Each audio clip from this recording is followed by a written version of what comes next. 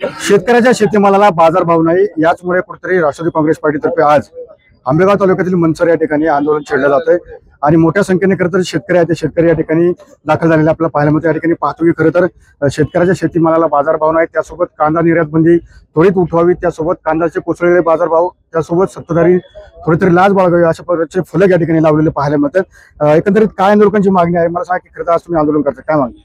आमची काय मागणी आहे? कांद्याला बाजार, सोयाबीनला बाजारभाव भेटावा, सगळ्या मालाला योग्य तो बाजार द्यावा। आमच्या खर्चापेक्षा आम्हाला दुप्पट तिप्पट पैसे भेटले तर बरं वाटेल। आता आम्हाला जर 1 लाख रुपये कांद्याला खर्च येतोय आणि कांद्याचे आज 80-90 हजार रुपये होते, आम्ही त्यात 20,000 रुपये आणायचे कुठून? आमच्या लेकरा बाळांची दिवाळी, आता मोहर दिवाळी आली, लोकांना मुलांना कपडे घ्यायची, हे करायचे ते करायचे। शेतकऱ्याला काही दुसरी इन्कम नसते, शेतकऱ्याला शेती एक पर्याय आहे। त्याच्यामुळे शेतकऱ्याच्या मालाला सरकारने काय आसन तो निर्णय ठोस या 8-10 दिवसात घेऊन कांद्याची निर्यात किंवा कांद्याला अनुदान द्यावा, ही मायबाप जनतेची शेतकऱ्याला विनंती आहे। मोदी सरकार आणि फडणवीस सरकारला ही आमची मागणी आहे।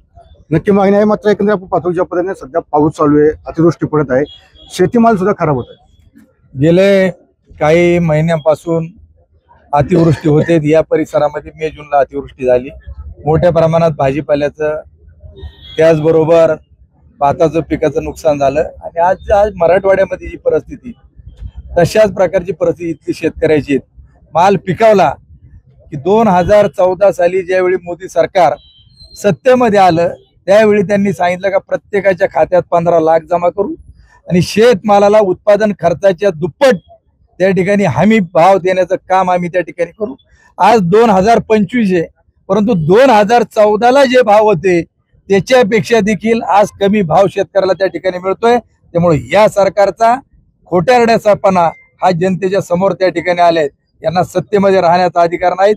कुठल्याही परिस्थितीत कांद्याला बाजार मिळाला पाहिजे, बटाट्याला मिळाला पाहिजे, सोयाबीनला मिळाला पाहिजे, दुधाचं अनुदान त्या ठिकाणी मिळालं पाहिजे, हिरड्याचं त्या ठिकाणी खरेदी झाली पाहिजे आणि आज शेतकऱ्याला वीज मोफत देतो म्हटले आणि शेतकऱ्यांची या परिसरातली 10-10 हॉर्सपॉवरची कनेक्शन की जे शेतकऱ्यांनी 15 हॉर्सपॉवरच्या मोटरी ग्रुपमध्ये एकत्र केल्या छोट्या शेतकऱ्यांनी ती डिस्कनेक्ट केली आणि ज्या शेतकऱ्यांनी कोट्यावधी रुपयाचं खर्च काढून आज तिथं शेती बागायत करण्याकरता सामूहिकरित्या लिफ्ट इरिगेशन केलं, त्यांना विजेचं कनेक्शन देखील दिलं जात नाही। या निमित्ताने मी सरकारचा निषेध त्या ठिकाणी करतो। नक्कीच आपण पाहिले की खरं तर मला सांगितलं आपण आज तुम्ही आंदोलन करता, नक्की काय? आज या ठिकाणी देवदत्त निकम यांच्या तर्फे हा मोर्चा काढलेला आहे। या मोर्चामध्ये मी एवढंच सांगू इच्छितो की एकेकाळी असाच कांद्याचा बाजारभाव कोसळलेला असताना महाराष्ट्राचे मुख्यमंत्री विलासराव देशमुख होते, त्यावेळेला शासनाच्या तिजोरीनी तूट सहन केली। 3,000 रुपये नाफेडनी 3,000 रुपये दराने कांदा घेतला। त्या पद्धतीने कांद्याला एक तर रास्त बाजारभाव बांधून द्यावे, तर अन्यथा नाफेडच्या माध्यमातून कांदा सरकारने खरेदी करावा, अशा प्रकारचं मी आवाहन आणि या आताच्या प्राप्त परिस्थितीमध्ये ओला दुष्काळ जाहीर करावा सरकारने, असं आवाहन मी महाराष्ट्र प्रदेश किसान काँग्रेसचा एक सचिव या नात्याने करीत आहे। आणि आजच्या मोर्चाला आम्ही सर्वजण एकत्र आलेलो आहोत। या मोर्चाच्या माध्यमातून सरकारला जाग यावी आणि सरकारने शेतकऱ्यांच्या बाजूने न्यायाची भूमिका घ्यावी, असं आवाहन मी करीत आहे। नक्कीच आपण पाहिलं की खरं तर सरकारला यातून कुठेतरी जाग यावी अशीच भूमिका या ठिकाणी शेतकरी घेताना आपल्याला पाहायला मिळत आहे। कारण अभिषेक सामी सुरू टीव्ही मराठी मनसर पुणे।